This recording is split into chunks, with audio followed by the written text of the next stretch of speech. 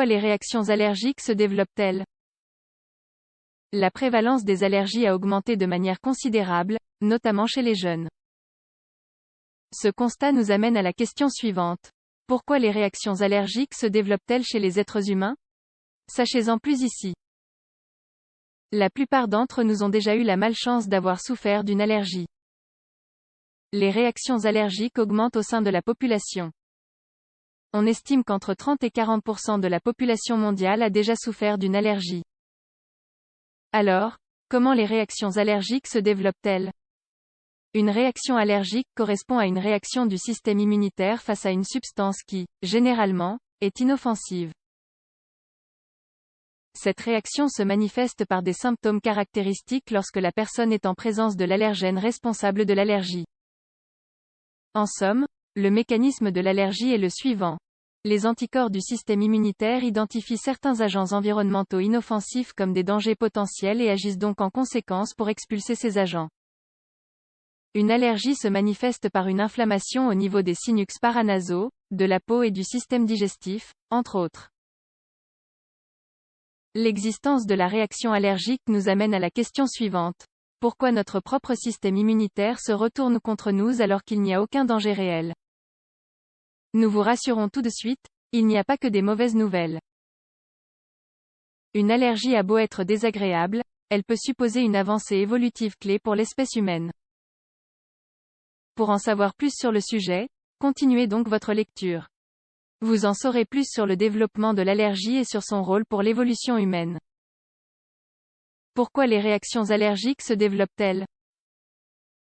Le véritable rôle des réactions allergiques fait encore l'objet de débats et de recherches. Selon l'hypothèse de l'hygiène, les allergies se sont répandues de manière globale à cause du manque d'exposition à des agents pathogènes réels. Une étude publiée sur PLOS Computational Biology soutient que les protéines trouvées dans des éléments avec lesquels nous sommes quotidiennement en contact sont similaires à celles des parasites corporels. Le manque d'activité au sein de notre système immunitaire fait que ce système considère un quelconque signal similaire à un agent pathogène comme un danger potentiel, raison pour laquelle il provoque une réaction allergique. L'étude précédemment citée fournit des preuves qui soutiennent cette hypothèse. L'équipe de recherche a enregistré en laboratoire la réaction des anticorps face à une protéine provenant d'une espèce de parasite, Schistosoma mansoni. La protéine en question était très similaire à celle présente dans le pollen de bouleau. Les anticorps qui ont éliminé la protéine du parasite cité ont aussi réagi face au pollen de bouleau. Ces résultats, aussi simples soient-ils, fournissent beaucoup d'informations.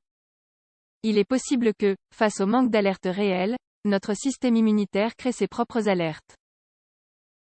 Une réponse peut être pas si accidentelle que ça. Nous pourrions nous contenter de cette explication, car elle est plutôt convaincante et des preuves scientifiques soutiennent, qui plus est, cette hypothèse. Néanmoins, d'autres hypothèses pertinentes ont été établies. Certaines études rassemblées dans cet article de la revue Scientific American suggèrent que les réactions allergiques ne sont pas du tout accidentelles. L'allergie nous permettrait de nous protéger des toxines présentes dans l'environnement. Dans l'une de ces études, des souris ont d'abord été exposées à une petite dose de venin, puis, au bout de plusieurs semaines, à des doses de venin plus fortes. Certaines d'entre elles ont seulement été exposées à une forte dose.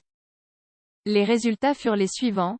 Les souris qui avaient été exposées à des petites doses de venin avant d'être exposées à une forte dose ont développé une réponse immunitaire beaucoup plus importante face à la dose de venin plus forte en comparaison avec celles qui avaient seulement été exposées à une forte dose. La conclusion fut donc la suivante. L'exposition à une dose initiale a permis au système immunitaire de développer des anticorps spécifiques afin d'être prêt en cas d'attaque plus sévère. Que signifient ces conclusions? Au vu des résultats, il n'est pas farfelu de penser que via les vomissements, le manque d'air et encore d'autres symptômes caractéristiques des réactions allergiques, notre corps nous prépare tout simplement à des situations de danger réel. Cette théorie suggère que les réactions allergiques correspondent à un mécanisme évolutif. Les réactions allergiques face à des agents peu nuisibles nous apprennent à éviter des situations plus risquées pour l'espèce humaine. Selon cette hypothèse, notre système immunitaire se prépare à affronter des dangers plus graves en provoquant des réactions allergiques. Pourquoi les réactions allergiques se développent-elles? Une question sans réponse.